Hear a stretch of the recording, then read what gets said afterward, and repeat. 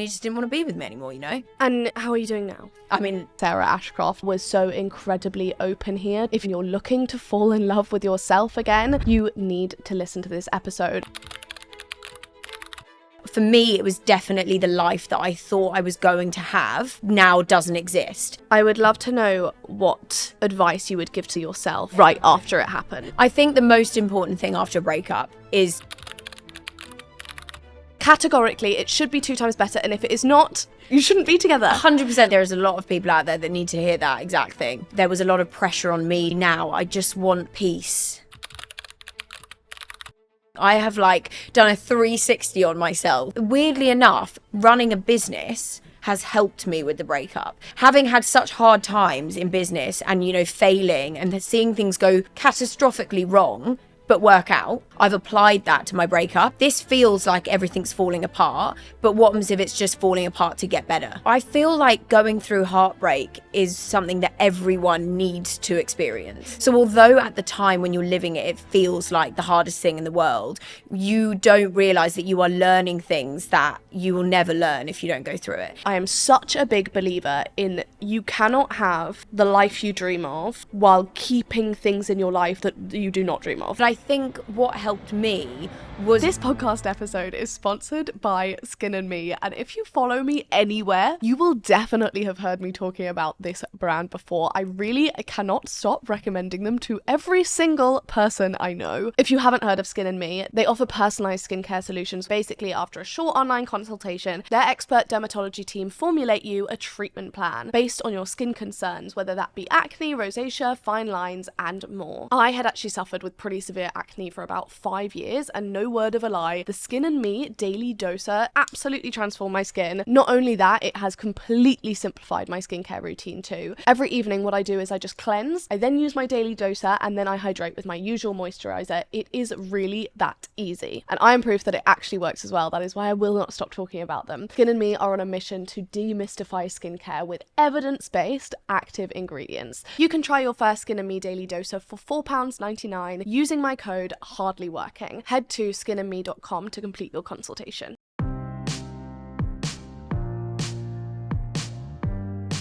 Thank you so much for joining me. Thanks for having me. I'm very honoured to be here. Well, no, honestly, I feel like I've been really looking forward to this conversation. I feel like we are going to be Yeah, probably. I mean, we already have been so far, so that's good. That's always a good start. I always ask everyone whether they feel like at the moment you are more working hard or hardly working. Can I say surviving? I don't know. You absolutely can. No, I feel like it's been a tough year, but I'm definitely working harder, I think, than I've worked before. And do you think that's because you're head down distraction? Because that's what I do. Yes. Yeah, I feel like I've thrown myself into everything SLA because of life, and it's made me refocus and just pay more attention to things that maybe I wasn't paying attention to. So I'd say, yeah, I'm working pretty hard. Yeah. On everything. I love that. I do think it's underrated as a coping mechanism, because I think that it's always seen as a bad thing then to, especially as women, to throw yourself into work, whereas it's actually okay, well, if I would give this much love and attention and everything to someone else, why wouldn't I give that to building my own life? Definitely. I feel like you lose yourself sometimes, and then when certain things happen, it's almost like a redirection, Yeah. And I feel like that's what I'm in right now, is a bit of a redirection space of life. I love that. Yeah. No, I love that. Let's talk about the beginning of your career. What were some of the early jobs you had, or did you go straight into the blog? So I had a job, one of my first jobs that I absolutely loved was working as a promotional model, which sounds sassy, but it's actually just the people that stand at festivals and hand out things for brands, which I think was a great job because it was easy to an extent. It was quite sociable, and it paid really well. Because I've just always wanted to make money from a young age. I was whatever I've got to do to make more money than my friends, that's what I'm going to be doing. And so this job was great. It paid £12 an hour, which back in the day I was that's amazing. Yeah, that's cash. And I just loved it. And it was fun to be able to work with brands. I also did the standard retail jobs. But I think that's what put me off retail, just working in general. Working in retail is soul destroying. Like, it's literally like the graveyard shifts that you do and like the busy periods and Christmas. It's like, I feel like everyone should work in retail once in their life to really make you appreciate people that work in retail. I know, I agree. Although there's actually one of my friends who always says that her retail job was her favourite job ever, and she hates the fact that she's had to get a job. Oh my God, who's this girl? I need to check if she's like okay. She's always like, I just loved working at H&M. She's like, can I not? I've never ever heard of anyone who loves a retail. But I do think, as I said, like I've just got this respect now for anyone who works in retail because it's hard. It's like a rite of passage. It is a rite of passage, especially when you're a girl who like wants to work in fashion. I feel like everyone's dream was like to work for Topshop back in the day, wasn't it? And I remember girls who did get the job at Topshop and used to be like, or like Abercrombie. I mean, that was a whole other thing. But do you know what I mean? I worked at Monsoon Accessorised, so you know we weren't quite up there, but I was happy with it. You were happy with your I styling. got like 70% discount, which I loved at the time. I was like, because it was expensive back in the day. So yeah, I did a lot of like those sort of little jobs. But I was just like, anything to make money. Yeah, no, absolutely. And when did you, so talk to me about starting the blog, how that came about.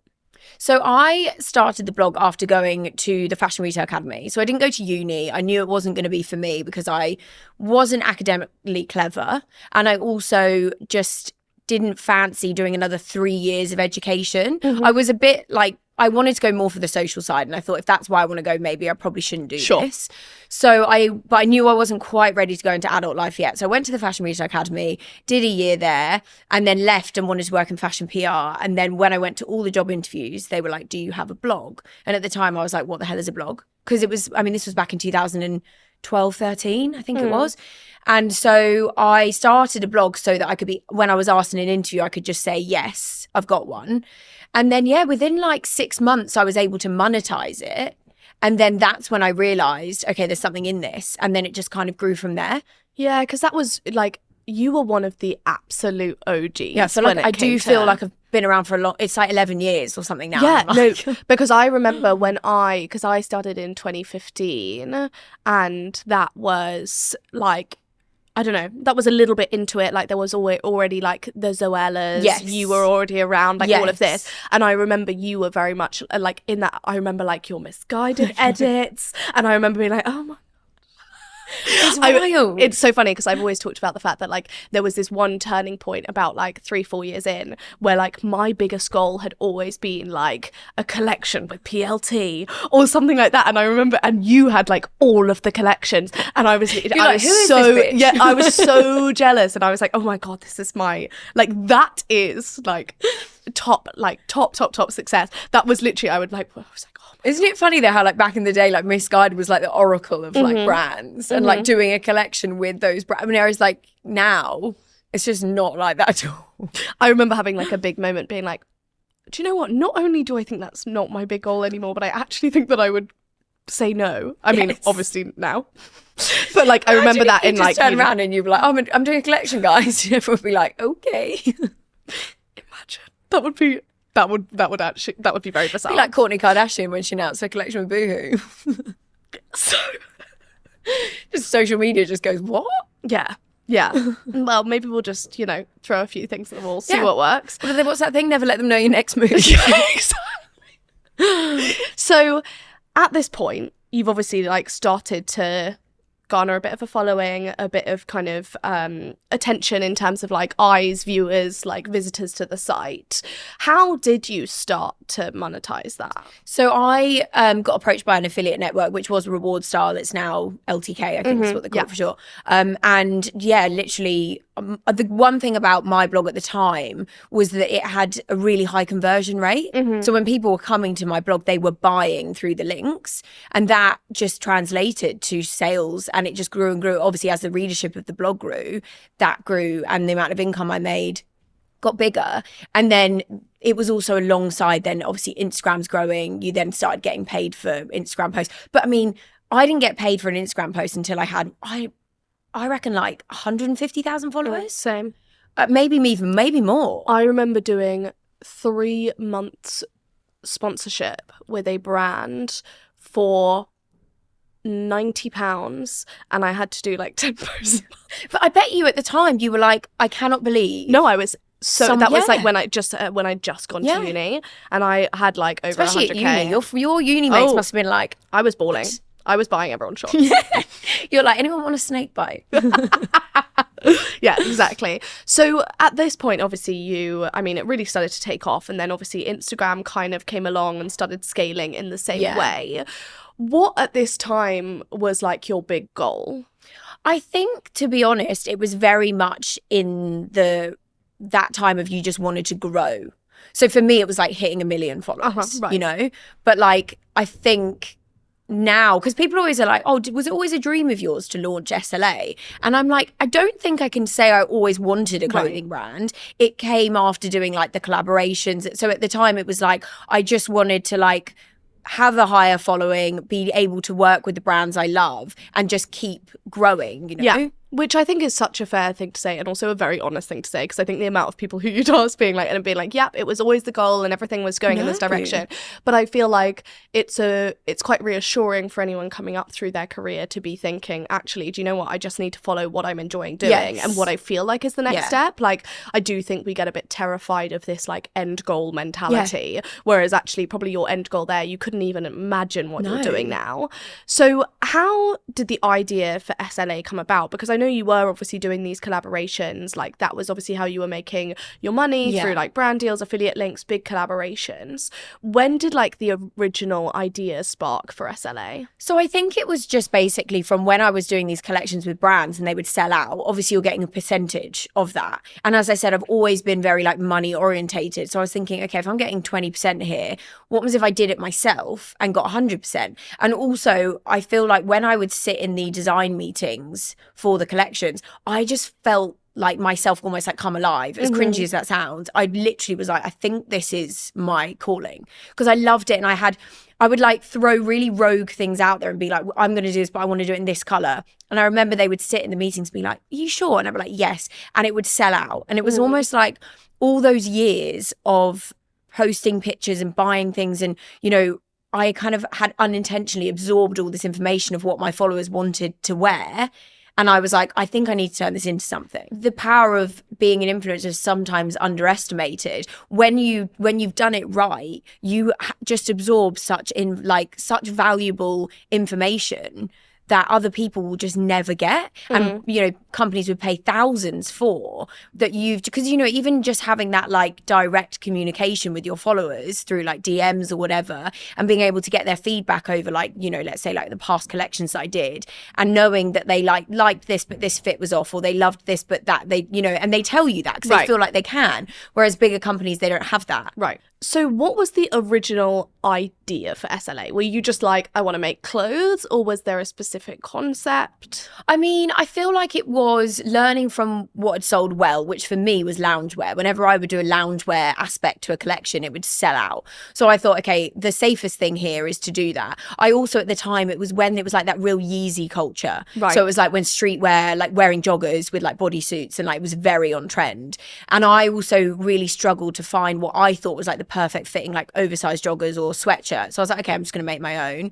Really loved like the idea of doing like brighter colors, things like that. So that's what we launched with, and it was so successful. And I loved doing it, and people just loved it. I mean, I think our first drop sold out within like an hour, and I was so shocked because at the time, like when you launch a brand, as you will know, you have no idea how it's going to do. Yeah.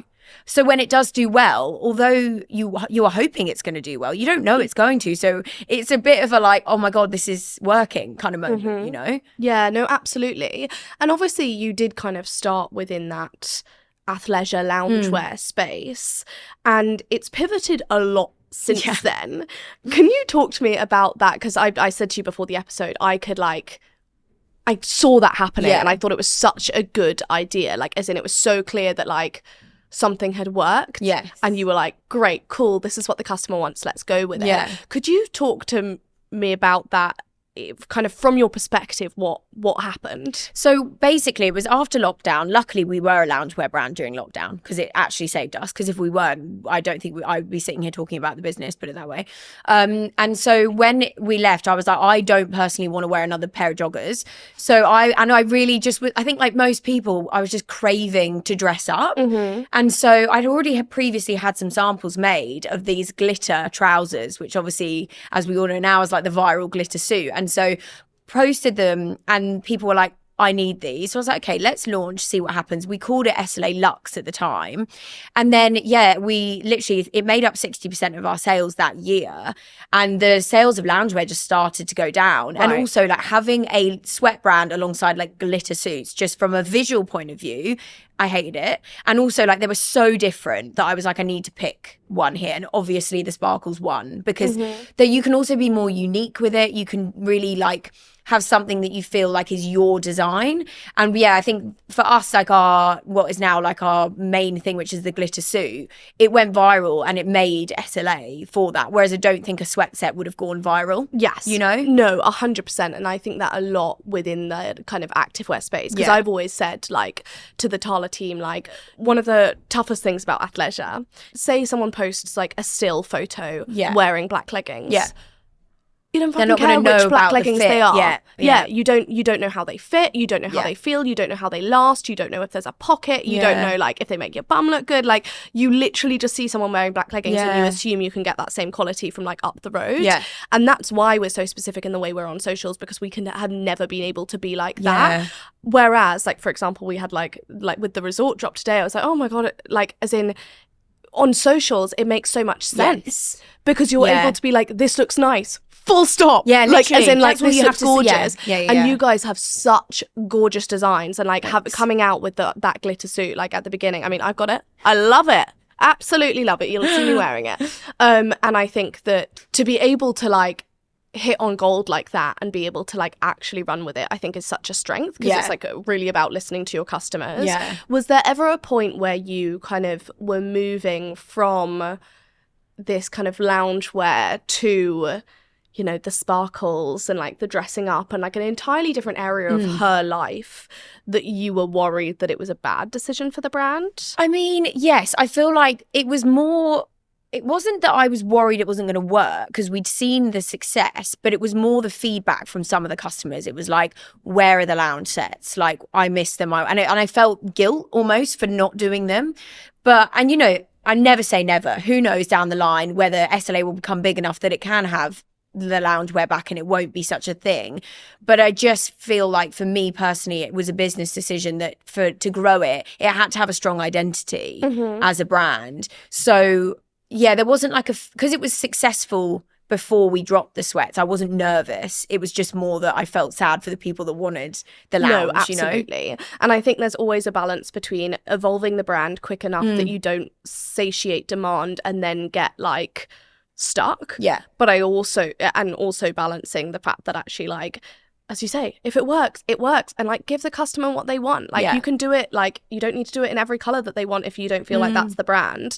But it does, like there is definitely a disadvantage. Like if you're too stubborn to see what the customer thinks of you rather than just what you think of yourself. Yeah. I'd love to talk about like the beginning of the business in terms of like people you hired and who you feel like the roles you feel that were the most important to like SLA's growth. Yeah, so when we started, I have always had Susie, who's like my right hand man. She started off as like what we called an office manager, then she became like the sort of PA to SLA. She's now operations manager, so she's grown as the business has grown. So she was obviously quite like important from the get-go, because you'll resonate with this. When you are also doing the influencer stuff, you do need someone to sort of manage other things so you can do everything. And I don't think I would have been able to still do the influencer stuff if it wasn't for Susie. Yeah. And then I basically had a lot of freelancers for a long time. So I went quite like down that route before employing. I think it was also because I was so nervous to fire anyone. So I was like, if I just keep them all on freelance, I can't hire anyone. Then it's fine. Do you know what I mean? Because if I don't like them, then I can just get rid of them. I swear to God, I'm such like a pussy with things like that. I'm like, I'll just keep them all freelance. So I got like designers in, and that was obviously for a fashion brand, game changer. Yeah, quite important. That was really important, because for so long it was me like trying to explain to a manufacturer like, what I wanted. I am really interested in, obviously, like you've hit gold on this glitter suit. Yes. And it's something that, you know, people know SLA for. Obviously you've evolved from that point. Like you've gone into other bits of party wear and all of that. Yes. Were you ever worried that you wouldn't be able to evolve from this like one really strong viral product? Yeah, it was hard when you create something that's so unique. And I remember at the time when we designed the blazer to be worn on its own, and we had the trousers and the bralette as like a separate thing.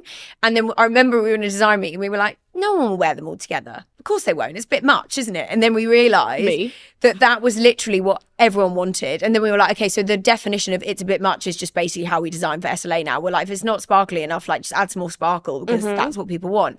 So, but then it was definitely like the following year, the pressure to design something that was like as viral was scary. But that's when we came out with our Thea blazer, which had like the Diamante cuffs with the matching skirt. Also have that, by the way. And that was like another viral moment for the brands. That was great. But I think that was then when more pressure came, I'd say, after that, because it was like, how do we keep building on this? But I think also the problem is, and you will probably understand this, when your products go viral, they then get copied because people see the success. And so that's what I think was harder, was the fact that then we just kept seeing all these like cheap knockoffs.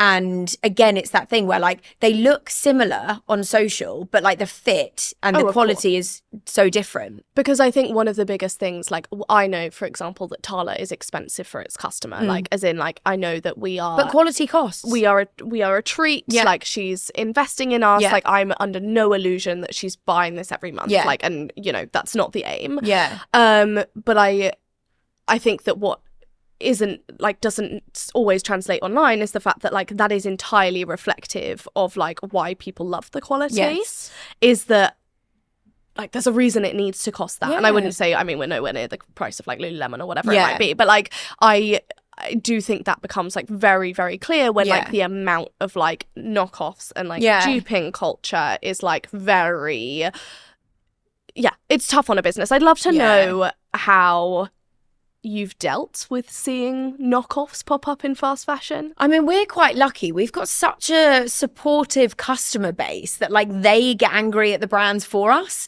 because like I just basically, like, obviously we talk about it in the office and we're like, this is so annoying. Like, I think it's more that you just think you've got a design team. Like, what are you paying them for if they're just ripping off small businesses? Do you know what I mean? But I think we just know that like we have such like faith in our own product that we're like, you can go and buy the cheap one if you want, but actually if you want the quality, then come to us, you know? It's kind of just having that like belief in your own product, I guess, to know that the people that want the original know where to come. Yeah. It's always hard, but you just try and do that whole like imitation is the highest form of flattery, tell yourself all those, but it's never easy. But I think you can get so lost in it if you let it like fester, you know? Yeah, no, absolutely. And like I very much have a rule where like I will deal with that privately, not publicly, just because I think that sometimes, especially with like the influencer balance or like the audience balance, it's like, I don't know. I always think that causing drama online, even if it's something that is like justified, feels like it's always going to come back to bite you. Well, you're normally 9 times out of 10 you regret it, don't you? It's like, you know, like, I mean, I used to do this like back in the day, the beginning of like the social media career. You'd get like a comment and you'd reply, and then instantly you'd regret replying. So like I learned very early on to like read the comment, leave it, walk away for like 10 minutes. If I come back and still want to reply, then fine, but you never do. Do you know what I mean? And it's like that with anything, really. Yeah. You will always regret putting out on social media if it's not positive, I think. Yeah, no, I think that's totally fair. And so I want to move on a little bit to talk about, like, obviously you've hit some amazing times with SLA.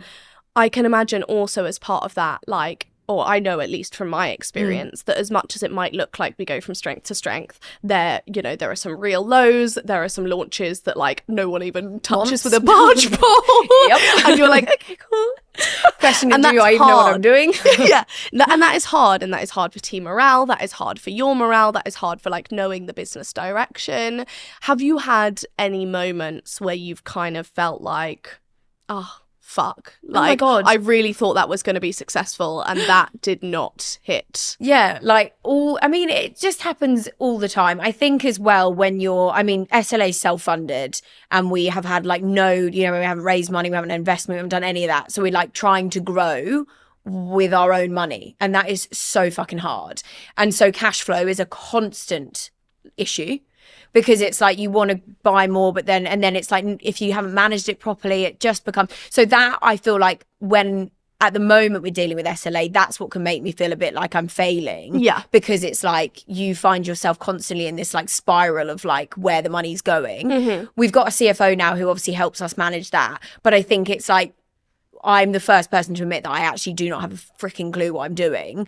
I just kind of hope that it all works out. Yeah. So I think when, you know, you have those issues, that then does make you think, like, am I cut out for this, you know? No. And then we have obviously had launches that have flopped. But I mean, I feel like with the launches that don't work out, luckily, they are such a lesson. Sometimes I think it's quite good when you're selling a product and it doesn't work because you know that that direction is just wrong. Right. Absolutely. And it was always like, it's always easy to look at the big wins and be like, oh yeah, we kind of always knew that was going to be a win. That could have been a risky one and it could have flopped.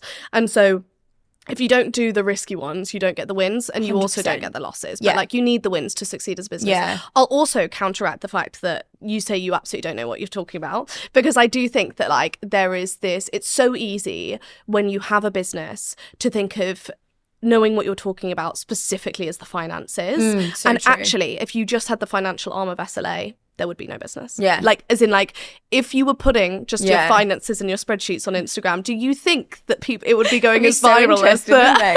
as the blazer? I often say, I think that's the one thing I wish I had with SLA was like a partner who was like the financy person. Because I feel like that's when I'm always so jealous of two business partners, when they've got one who's like what I would be more like the creative and like that. And then you've got the other one who's like does all the real nitty gritty stuff. And I'm like, oh, that would have been a dream. Yeah, no, absolutely. I'd like to come on to speak about, we've been obviously been talking about like generally like resilience, getting through like the lower points in business. You've obviously recently been very open about the fact that you've just gone through a big breakup. Yeah. I'd like to talk about the decision to be public with that online. I can see how many people it's helped, but I can also imagine that going through that and then going through that publicly as well would have been fucking tough. Yeah. Why did you decide to like open up about that? I think the thing is, when you're an influencer who's been around for so long and you've shared so much of your life, it's important to share the ups and the downs. And like, obviously, I didn't think I was going to go through a breakup, you know? Right. But to not share it felt wrong because they've seen all the positive sides of me and Joe. So it was like, it just felt weird. And I think originally I obviously announced it. I announced it about a month and a half after it actually happened because obviously I knew I needed time to process it myself before putting it online. I actually announced it when I did because we had the bridal collection. I mean, the timing was just like comical. Oh, God. Was launching. And I knew that I had to get, because I knew if I went to do the shoot for the bridal collection, all I would get from followers would be like, oh my God, Joe's going to propose. What a perfect time, blah, blah, blah. So I was like, I need to announce this before. So I probably would have left it longer had I not had that. Sick for you. So then I had to do this whole bridal thing while I just, literally the week after I announced, I went to Italy to shoot it. It was quite comical. I mean, we then ended up calling it the Hot Girl Summer White collection, like within the office, and everyone who works for me was so supportive and it was quite funny. But I think when I'd put the post up, that was when I started getting like inundated with girls who were either sharing that they were going through almost a mirror image kind of like situation, or they'd been through it and they were like, this has happened, I'm now happier than ever, blah, blah, blah. So that's when I then decided to post the video on it, because I thought, I want to help girls the way that these girls that are messaging me are helping me by telling me that, you know, it gets easier and all this sort of stuff. Plus, there was some allegations going around online that he'd cheated on me. And I was just like, that's not true. And I just wanted to like get my side, because you know what it's like, people just come up with their own scenarios. Yeah. So I was like, I just want to speak on this so that everyone just knows that it was just his decision. He just didn't want to be with me anymore, you know? Like nothing happened. Yeah. So. And how are you doing now? Yeah, fine. I feel like the change, I'm wondering if anyone else who's going through a breakup feels like this too, but the change between 2 months to 3 months is crazy. By the second month, I was like, I'm so sad. Like, what the hell am I going to do? Month 3, I'm like, I don't even care. I'm a bit worried because I'm like, why do I feel so fine? But there is such a shift. And I don't know whether it's just that you have more time to process, I don't know. I think like everyone says, time is a healer, and it really is. It's the biggest healer, Yes. and I don't think you can't cheat it. No. I also do think there's some truth, and obviously it's different for everyone, but I do think there's a small bit of truth in the fact that like women tend to feel it very deeply immediately, and therefore like you can't cheat feeling it deeply. No. You have to go through something, because if you push it down, you're never going to be able to like process it. And I think that like we as women, we're very lucky in the way that actually we do talk about feelings, and we're good at talking about feelings. And like I would meet someone who's gone through a breakup, and I will happily go like straight into it and be like, you know, how are you feeling? Like, do you like, what are you feeling about this? Like all of that. And I think that allows us to process it better, because literally seeing a friend is always like therapy. Yeah, well, I mean, I actually was probably slightly rogue with mine, because I didn't tell anyone for any of my close friends for about 3 weeks. So I went through it alone for quite a long time, but it was because that's how I cope with things. I'm very independent, and I was like, this is such a life change. I was so heartbroken that I was like, I literally have to process this on my own first, because I didn't tell anyone in the office. I mean, I came in and out of the office for about a month and a half before anyone knew. So when they did find out, everyone was like, what? We had no idea. Which I was like, realized I've got a very good poker face at pretending that everything's fine. But yeah, and then obviously slowly started telling people. I mean, I say luckily, I mean, Joe told all of his mates straight away. So I had all of their wives and girlfriends reaching out to me. So that was quite good, because he kind of did it for me. But my friends, I told them much later. And then I got the support of them. But it was quite nice because it came in waves. Yeah. Because, you know, that's the thing, as you get older, like, you do get support from friends, but obviously they have their own lives. So after a while, that support does sort of go away a little bit. They'll always be there for you if you want to speak, but not like the way they are at the very beginning. So the nice thing, and I'd actually recommend this to anyone going through a breakup, is split who you tell. Because then you just keep getting this is actually your shift, so you're on for the next week, if that's okay. Just pick different people at different stages, because you just get these new waves of support, which really helped me, because, you know, every time you told someone new, you got new like, well, you just got new advice from people, basically. Yeah, and I feel like one of the influx of, they do definitely say that there are like a few times in our lives where they're like an influx of breakups. Like one of them is like just after school or just after uni. One of them is generally like late 20s, early 30s. Like there seems to be like a mass, like this is generally kind of like what happens. Yeah. I read about that Saturn return thing. Right. Yeah. When I realised that, I was like, well, I mean, obviously the universe has a plan. Yeah, exactly. Brilliant. I'm fine. Maybe that's why the shift came, because I just thought the universe knows. Yeah. So it's fine. Maybe that's your 2 months to 3 months. But I think one of the hardest things about that kind of like late 20s, early 30s breakup is obviously that like different to probably like uni time, you do have this like idea of your like future. That you spent years together. Yeah. And like, for anyone who's listening, it was 7 years. Yeah, just for context, just so like, way. yeah. But like 7 years, and like truly like imagining, or just like expecting. Yes. Like it's not even like you out off in the clouds and being like this. Like you plan things based on the fact that the assumption is that will work. Yes. And I think that, you know, like, how have you dealt with the grief of actually grieving the like what you expected to be, I guess, like your next life stage? Because that's definitely the hardest thing with a long-term breakup is, yes, you are sad that the person who has left you, but for me it was definitely the life that I thought I was going to have now doesn't exist. And it was like the friendship circles that you've put so much time and energy into, that you're suddenly like, that is just now completely different.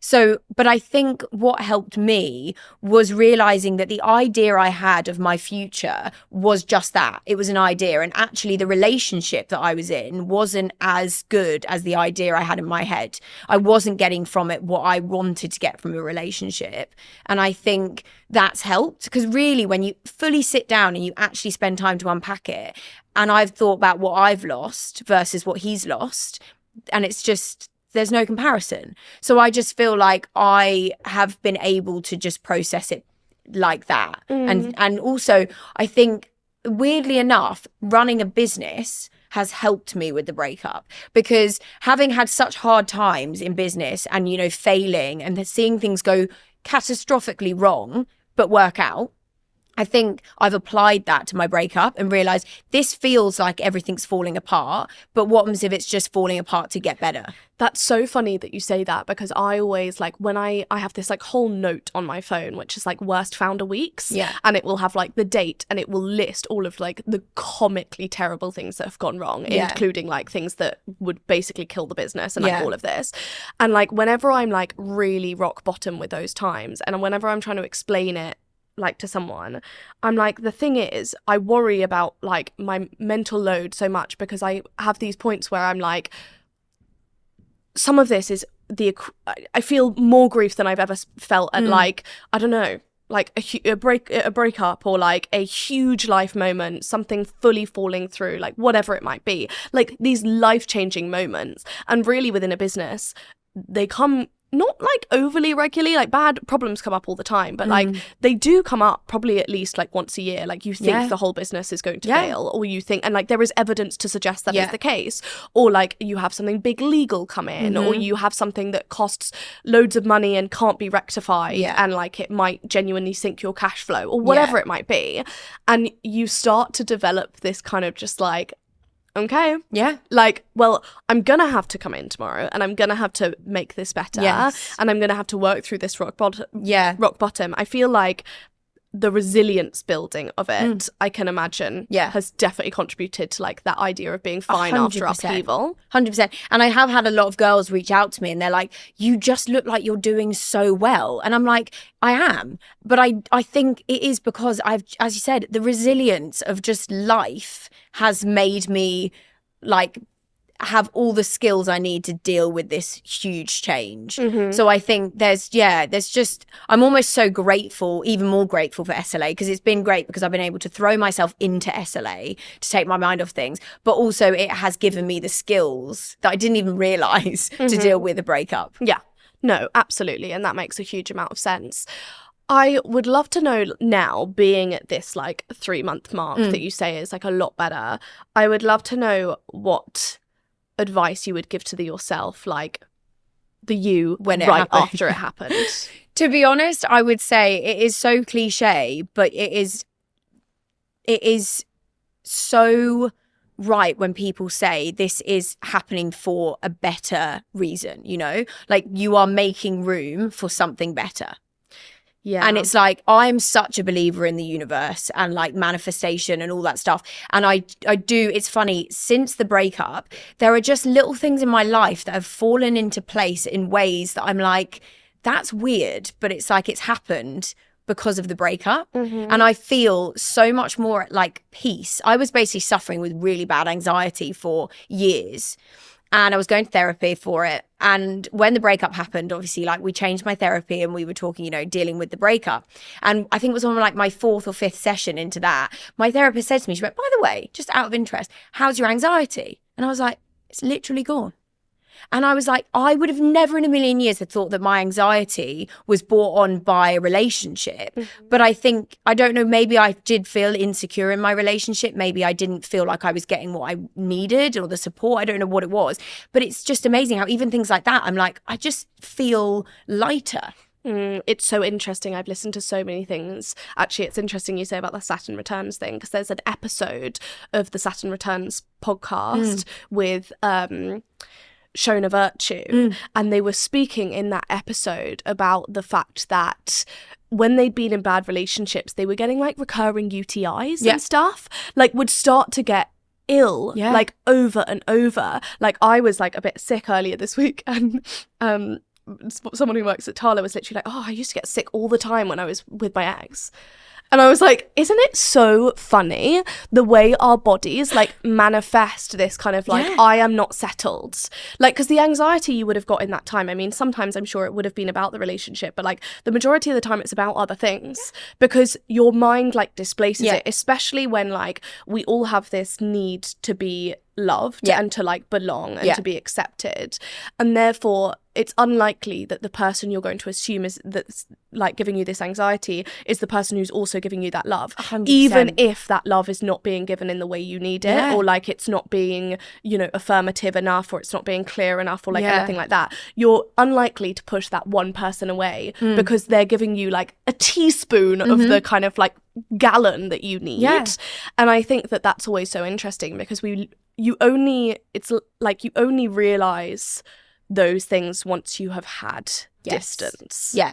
And it's funny, I actually now think that I feel like going through heartbreak is something that everyone needs to experience, because you not only learn so much about yourself, but you learn so much about everyone around you. It teaches you things that you will just never understand unless you've gone through it. So although at the time when you're living it, it feels like the hardest thing in the world, you don't realize that you are learning things that you will never learn if you don't go through it. And that's why it's so important to go through it, you know, like sit with the emotions, take in everything, because it's important. Yeah, I do feel like it's one of those really funny things because we never, like, it feels like heartbreak is never a good thing unless you are on the outside and you are seeing your friend go through it when you're like, yeah, that wasn't right. Yeah. And I think that, like, I don't know, I've had some friends go through breakups recently. And I remember when I first found out, I'd be like, what? Like, what? Like, you guys broke up? And then, like, you start to, especially, like, having conversations with them. And then they're like, oh, this one time they actually did this. And you're like, why the fuck didn't you tell me? Like, that's so Well, that's what I literally, it's that saying. It's like, you actually don't realise what the relationship's like until you explain your relationship to someone else.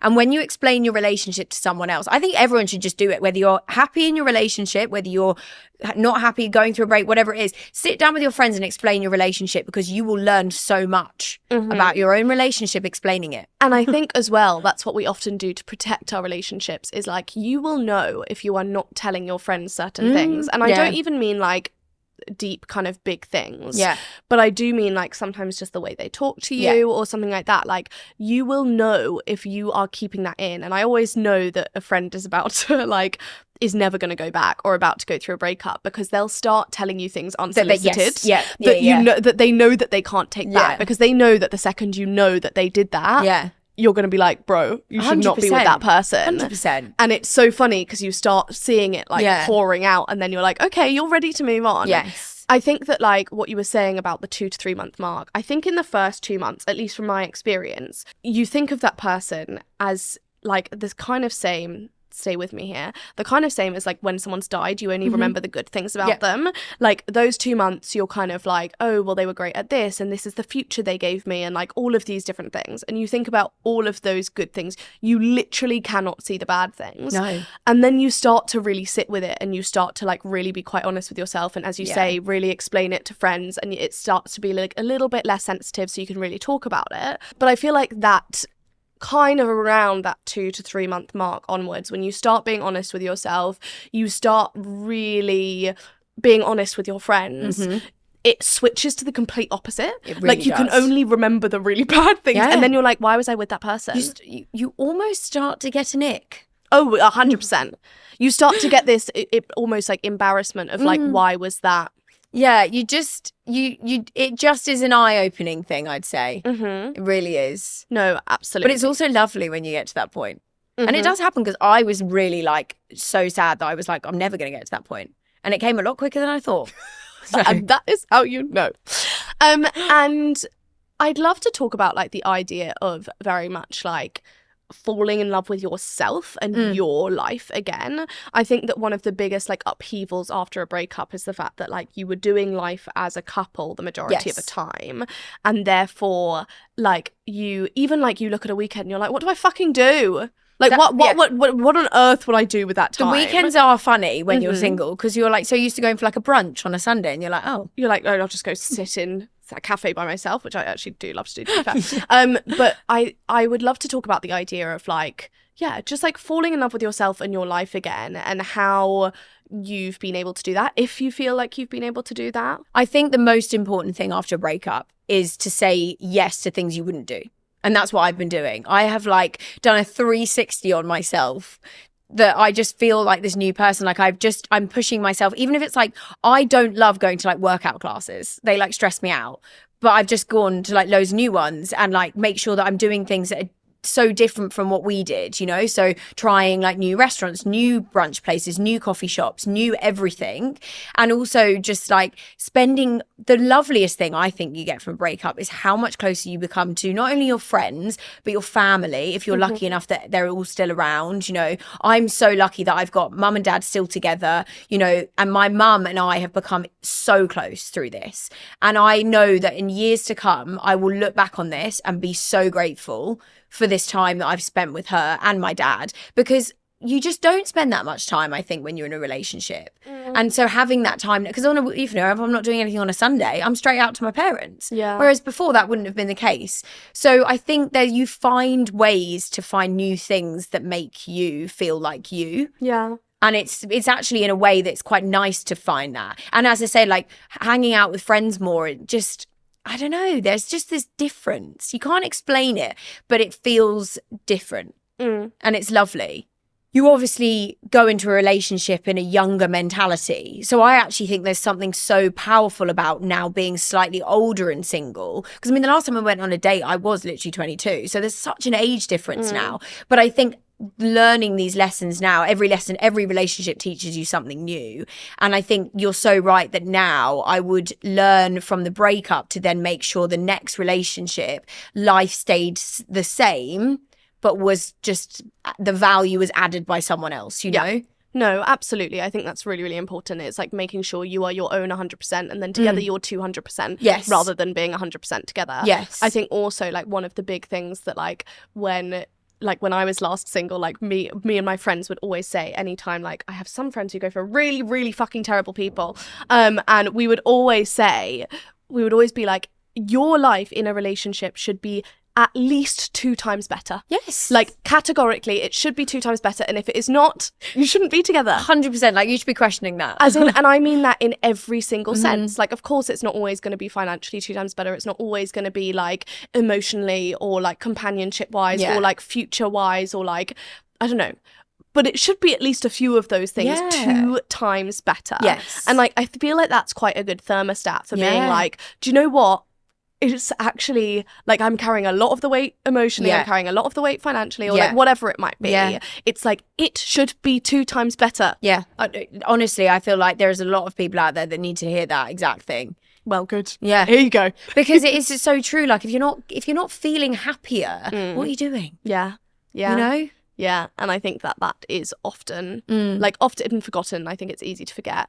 And one thing you've spoken about, which I absolutely love, is the idea that we should all be high maintenance. Yes. Yeah, I'm a big, like, this is a big thing for me because I think I just love being someone who can pay their way. Right. I don't really want to ever feel like I'm relying on people. I've always been like that. But I think in this day and age, like, liking nice things and like wanting to go for like lovely dinners and liking 5-star holidays and like that can be seen as like high maintenance, right? But there's nothing wrong with it if you're paying for it yourself, you know? So I think the high maintenance back in the day was probably like slightly difficult to deal with. I don't view it like that. I just see high maintenance as just literally maintaining yourself, you know, being a self-maintained girly is what I just think is great. Yeah, and I also feel like the words high maintenance are often used to devalue someone. Yeah. Like, as in, it's very much like, don't be high maintenance or you're too high maintenance. High maintenance is never, ever seen as a good thing. No. And that's such a, like, to me, that feels like an encouragement to settle for less. Yeah. Because I'm not saying that like everyone needs to want those things at all. Your high maintenance can just be being loved in the way that you need to be loved. It can be having communication and responsiveness in the way that you need. It can mean building the type of life together that you want to build. Yeah. Like anything worth having is probably going to be high maintenance to a certain extent. Like relationships are high maintenance. So if anyone at any point is saying you're too high maintenance, essentially what they're saying, like I love the saying, like you're only as needy as your unmet needs. Like that is categorically correct, because you are only like needy, high maintenance. All of these things are used to essentially explain a deficit that someone else has created that is just a mismatch in like how you should be. And I think that it's so funny that something like high maintenance is used as a criticism, especially in like your case when you are quite clearly maintaining those standards, and you also would be able to outside of a relationship. Yeah, and I think that's the thing. Maybe to me, high maintenance is just having high standards, right? You know, and wanting things to be a certain way. And like, as I say, I think if you want to call someone high maintenance, but they're maintaining it themselves, that's just not. And how has your mindset changed in terms of the type of life that you are building for yourself since you've been through the breakup? I think for me personally now, I just want like peace, you know, like I want to feel calm in every sense of the word. I think when I was in the relationship, there was a lot of pressure on me to maintain the lifestyle we were living. And so it put me in some seriously hard financial situations, because when you're supporting two people, there is a lot of pressure. So I think now coming out of it, I want to feel just like no one's relying on me in that sense, and I can just feel a bit calmer, maybe, you know? Yeah. And have your goals in terms of what you're going for in life, in your business, and any of that, have they changed at all? I feel like the funny thing is, which I always think is quite funny when you're the one that's broken up with, is that people are like, oh, you can go and like find yourself now, and you can go, and it's like, but I'm like pretty happy with what I'm like, got my life goals. I'm like, so that's why I say like, no, they probably haven't, because I'm quite like a self-secure person. So I don't need to go and like do an eat, pray, love and like find myself. And like, you know, I'm not, it's like my life is the same, except I'm gone through a breakup, you know? Right. I was there because I wanted to be there, and I wanted to build that Like, life. I don't have to go and change anything about myself, which is a strange place to be, because when you are the one that's been broken up with, you don't want to be single. You thought you were going to be like with that. So it's like nothing, you know, normally the person who's doing the breaking up, they're the ones that like want to go and find themselves, and they change their life plans, and they're like, you know, they want to, but when it's not that way round, it's weird, because I don't feel like anything's really changed. I'm still, if anything, it's just good because I've got more time to focus on the things that I want to achieve. But I think on the flip side of that, the good thing was actually having the business and not, as you say, being able to fuck off because you've got to run it. It was also like a blessing, because I think had I just been like working, you know, a 9-to-5 job for someone else, I probably would have just called in sick and made myself just feel worse and worse and worse. So sometimes having that kind of like, you just got to get up and get on. Yeah, I think it's so funny because like I do feel like there's an element of discipline when it comes to heartbreak, and like the more you grow up, the more you understand what's going to affect you and your mental health most. Yes. Like whenever I have a shit day now, I know I need to be in the office. Yeah. Because if I am at home, it's worse. I will spiral. Yeah. And that's a distraction technique and all of this, but like actually understanding your brain and understanding where it goes a little bit out of control and going like, do you know what? I'm literally going to book in to see my friend that evening because I know for a fact after that happens, I'm going to feel like shit, or after this happens, I'm going to feel like shit, or whatever it might be. And just like having the discipline of knowing your mind and being able to stop it doing what it wants to do, which is catastrophizing and like really going down a little rabbit hole. I feel like that's probably why in a way you didn't tell people for the first month, because that's exactly what I did as well. I was like, I know if I tell people and I'm getting loads of sympathy from them, I need to get through it myself before I am able to talk about it with other people. Well, it's that thing as well, you know, if someone's like goes and says, are you okay? And then like, and then it happens. So you're like, I'd rather people don't know because I don't need anyone asking me if I'm okay. Yeah. And I think one of the most beautiful things about like growing up and generally just like getting more and more understanding of yourself and like working to really understand like what sets you off, what makes you feel better, and knowing that we all have like this a little bit of like a masochistic edge where like something feels shit, we will like, you know, when you like listen to sad music and stuff, like lean into it. Like sometimes you need to let it out, but sometimes you need to know like you always need to know exactly what you need in that moment. And the more things like breakups that you go through and things like real life upheavals do get you closer and closer to truly understanding yourself. Like 100%. I don't think you will ever have a breakup again where it rocks you as hard as this, because you the last time you were single, you were really, really young. And actually this is probably the first time that you like truly knew yourself and knew this is what I need. Yeah. This is what's going to stop me spiraling. Yeah. And this is how I'm going to deal with it. And also, I think that's the thing, when you do have a breakup, you just learn so much even about like what you want in the next one, that hopefully you won't have to go through it again. Yeah. That'd And be like, nice. I literally made myself a checklist last breakup of like things that I will make sure in the first few months of a relationship that are like, are the case or are not the case. Yes, if we see red flags, we're not going to run towards No, them. and we will not turn them green. We are Never not colourblind. We know red and green flags. And what is the difference? Gets a bit blurry though, doesn't it? It kind of turns to like blue at some point, you know? You're like, oh, I can't really tell the colour. I'm like kind of looking at it in a soft black and white, you know? Why is it all grayscale? I know, literally, like, can't see it. Oh, it's so aesthetic, those red flags. Oh dear. Yeah, no, I feel like it's always so fucking shit. But like, I don't know, anytime I see a friend go through a breakup that is just like, you can always see from the outside that it was meant to happen, but that doesn't make it any easier for like them. But actually, like, I am such a big believer in, you cannot have the life you dream of while keeping things in your life that you do not dream of, that are not meant to be there. Yeah. And that those can be small things that you don't necessarily see, but like, you have to make room for the future blessings. Yeah. And you can't have them all at once. Yeah. Like, you can't get your like dream next relationship and like a partnership and like what you actually need from your future if you like decide that that's what you want. You cannot get that while still having someone else there. I mean, you can fucking try. There have been people who have tried.